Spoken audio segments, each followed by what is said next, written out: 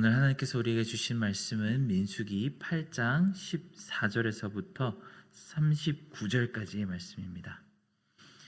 민수기 3장 14절에서부터 39절까지의 말씀을 저와 여러분이 함께 한 절씩 읽고 마지막 절을 함께 읽도록 하겠습니다.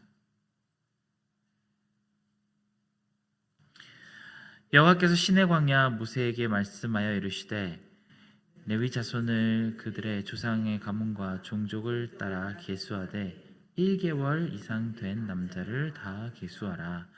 모세가 여호와의 말씀을 따라 그 명령하신 대로 계수하니라. 레위 아들들의 이름은 이러하니 게르손과 고앗과 므라리요. 게르손의 아들들의 이름은 그들의 종족대로 이러하니 림니와 시므이요. 고앗의 아들들은 그 종족대로 이러하니 아므람과 이스할과 헤브론과 우시엘이요. 므라리의 아들들은 그들의 종족대로 말리와 무시이니 이는 그의 종족대로 된 레위인의 조상들의 가문들이니라. 게르손에게서는 림니 종족과 시므이 종족이 났으니 이들이 곧 게르손의 조상의 가문들이라. 계수된 자 곧 1개월 이상 된 남자의 수요 합계는 7,500명이며 게르손 종족들은 성막 뒤에 곧 서쪽에 진을 칠 것이요. 라헬의 아들 엘리아삽은 게르손 사람의 조상의 가문의 지휘관이 될 것이며 게르손 자손이 회막에서 맡은 일은 성막과 장막과 그 덮개와 회막 휘장 문과 뜰의 휘장과 및 성막과 제단 사방에 있는 뜰의 휘장 문과 그 모든 것에 쓰는 줄들이니라. 고앗의 색에서는 아므람 종족과 이스할 종족과 헤브론 종족과 우시엘 종족이 났으니 이는 곧 고앗 종족들이라. 계수된 자로서 출생 후 1개월 이상 된 남자는 모두 8,600명인데 성소를 맡을 것이며 고앗 자손의 종족들은 성막 남쪽에 진칠 것이며 우시엘의 아들 엘리사바는 고앗 사람의 종족과 조상의 가문의 지휘관이 될 것이며 그들이 맡은 것을 증거궤와 상과 등잔대와 제단들과 성소에서 봉사하는 데 쓰는 기구들과 휘장과 그것에 쓰는 모든 것이며 제사장 아론의 아들 엘리야살은 레위인의 지휘관들의 어른이 되고 또 성소를 맡은 자를 통할할 것이니라. 므라리에게서는 말리 종족과 무시 종족이 났으니 이들은 곧 므라리 종족들이라. 그 계수된 자 곧 1개월 이상 된 남자는 모두 6,200명이며 아비하일의 아들 수리엘은 므라리 종족의 종상의 가문의 지휘관이 될 것이요. 이 종족은 성막 북쪽에 진을 칠 것이며 므라리 자손이 맡을 것은 성막의 널판과 그 띠와 그 기둥과 그 받침과 그 모든 기구와 그것에 쓰는 모든 것이며 뜰 사방 기둥과 그 받침과 그 말뚝과 그 줄들이니라. 성막 앞 동쪽 곧 회막 앞 해 돋는 쪽에는 모세와 아론과 아론의 아들들이 진을 치고 이스라엘 자손의 직무를 위하여 성소의 직무를 수행할 것이며 외인이 가까이 하면 죽일지니라. 모세와 아론이 여호와의 명령을 따라 레위인을 각 종족대로 계수한즉 1개월 이상 된 남자는 모두 22,000명이었더라. 아멘. 우리는 계속해서 하나님의 백성 이스라엘의 진영이 구성되는 모습을 민수기의 말씀을 통해서 살펴보고 있습니다. 처음엔 1장에 나온 것과도 같이 그저 이 무리에서 전쟁을 수행할 수 있는 사람의 군 숫자가 얼마나 되는지 살펴보았다면 2장에서는 정말 군 병력의 진영 배치도와 같은 구체적인 병력의 숫자와 지휘관 그리고 그들의 진영 내 위치에 대해서 기록합니다. 아마 여기까지 정보를 보면은 적군의 손에 들어갈 때 굉장히 심각한 타격이 있을 정도로 중요한 군사 기밀에 해당하는 정보가 오늘 이 말씀 속에 담겨 있습니다. 제가 공군에서 복무할 때 몇 번 정보사령부에서 일을 한 적이 있었는데 한 번은 한미연합 군사회의에 제가 참여한 적이 있었습니다. 그때 제 역할은 통역이었고요. 영어로 이렇게 이루어진 브리핑 내용을 잘 듣고 나중에 사령관님께 올릴 보고서를 정확하게 잘 작성할 수 있도록 보조하는 역할을 했습니다. 그때 미군 대령님이 한 분 이렇게 나오셔서 정말 진지한 표정으로 1급 비밀 하나를 공개를 하셨습니다. 미군의 군사 위성과 여러 첩보 자산으로 종합한 북한군의 지휘 체계를 보여주었습니다. 그때 저는 참 놀랐던 게 무슨 군단에 몇 명의 군사력이 있고 지휘관 누구며 어떤 무기를 얼만큼 보유하고 있는지 정확한 숫자를 다 미군이 파악하고 있었습니다. 마치 우리가 민수기 2장에서 읽었던 딱 그런 종류의 정보가 1급 군사 기밀로 다뤄지고 있었던 것이죠. 지금은 제가 사실 다 잊어버리기도 했고 그때가 김정은 국방위원장 시기였기 때문에 아마 전부 다 바뀌었을 것입니다. 그래서 그 정보가 아무런 의미가 지금은 없겠지만 그땐 저는 미군이 이렇게 자기 손바닥 보듯이 북한군을 다 알고 있다는 사실에 정말 무서운 마음이 들었던 기억이 납니다. 그 정도로 중요한 정보가 바로 민수기 2장의 정보였을 것입니다. 이런 놀랍도록 치밀한 군사적 책략은 전부 하나님이 모세를 통해서 이스라엘 백성들에게 지시하신 모습입니다. 1장부터 2장으로 흐르는 동안 그 정보의 중요도는 점점 더 깊어지고 있습니다. 지금으로 치자면 1장의 내용은 구글을 두드려봐도 다 나올 수 있는 그런 정보에 불과했다면 2장은 1급 군사기밀입니다. 이에 한 발 더 나아가 민수기 3장에 들어오며 앞에 2장보다 훨씬 더 중요한 진영의 구축 정보를 기록하고 있습니다. 이스라엘 군영의 가장 중요한 지휘소에 대한 핵심을 말하는 중입니다. 모든 군영 정보에서 가장 핵심은 역시 지휘소에 대한 정보일 것입니다. 바로 하나님이 계신 성막입니다. 다른 모든 나라의 군영들은 그 중앙에 왕과 장구들이 모여서 군사 정보를 나누는 그런 지휘소를 설치할 것입니다. 하지만 이스라엘의 진영은 이런 지휘소가 전혀 필요가 없습니다. 왜냐하면 하나님께서 친히 지휘소가 되시며 그 지휘는 모세를 통해 전하신 율법으로 그리고 불기둥과 구름기둥으로 하십니다.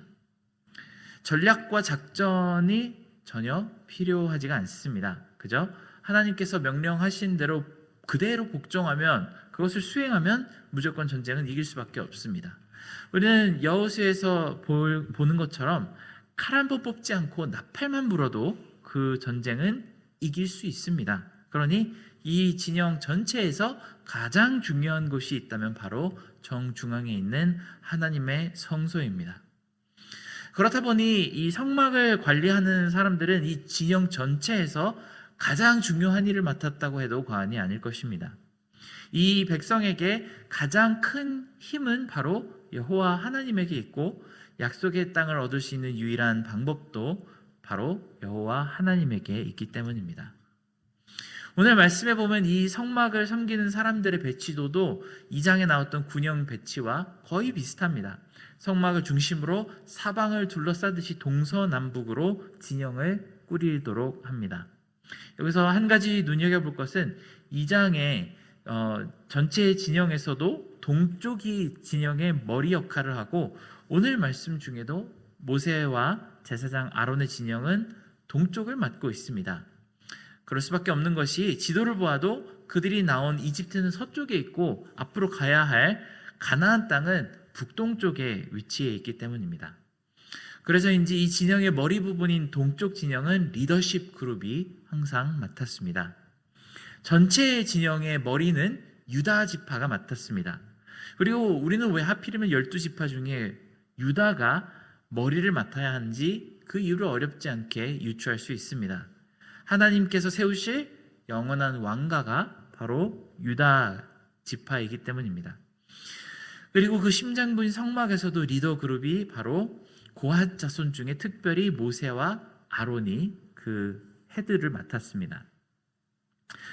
그리고 나머지 북쪽과 서쪽 그리고 남쪽 진영을 각각 무라리, 게르손, 고핫 자손이 맡았다고 합니다. 이 셋은 야곱의 아들 레위가 낳았던 세 아들들로 각 족속의 대표자가 되어서 하나님의 성막을 섬기는 그런 직책을 부여받았습니다. 이 레위인들이 무엇을 해야 했을까요? 때가 되어 하나님이 이동을 명령하실 때 가령 무라리 족속은 나무로 된 성막의 기둥을 뽑아서 옮겼고 게르손 족속은 성막에 사용된 모든 휘장들과 천막을 다 잘 개어서 옮겼습니다. 그리고 고핫 자손들은 성막에 사용되는 여러 집기들을 옮기는 역할을 했습니다. 여기서 그런데 참 재미있는 점이 있습니다. 가령 예를 들어서 성막 안에서 사용되는 집기와 언약궤를 옮기는 고핫 자손들이 무려 8,600명이었다고 기록을 합니다. 물론 오늘 기록에는 생후 1개월이 지난 모든 어린 아이들까지 다 세서 그런 것인데, 아무리 생각을 해봐도 집기와 언약궤를 옮기는데 8,000명이나 필요할 것 같지는 않습니다.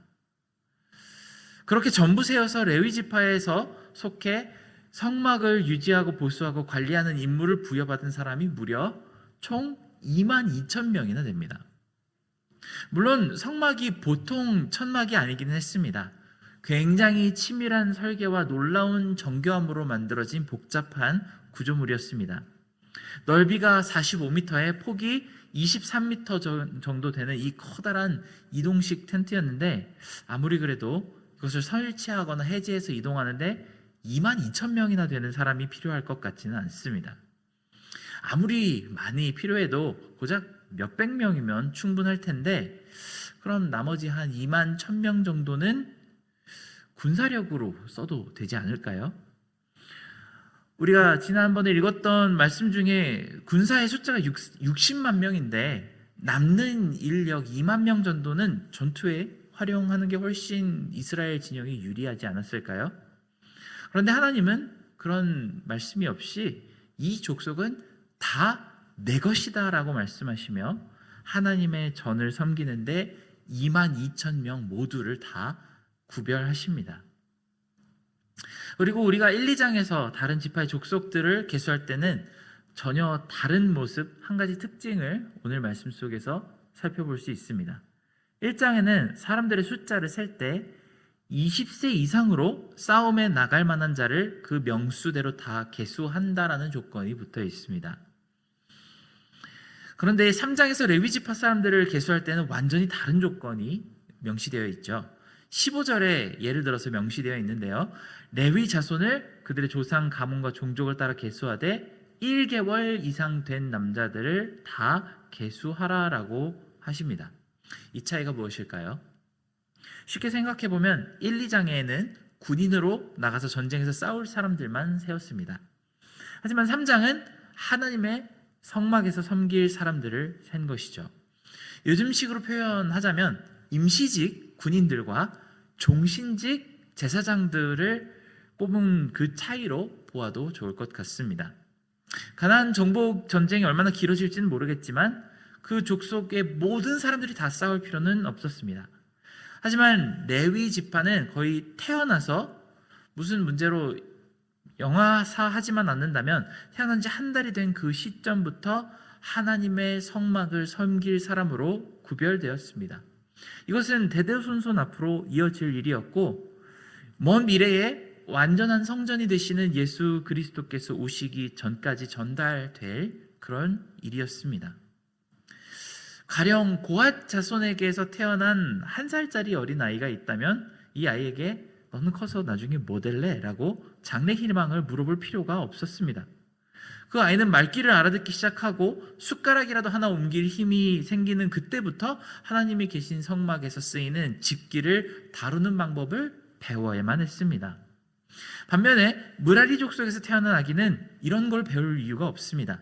하나님의 성막 기둥과 골조를 놓을 자리를 보는 방법을 배워야 했겠죠.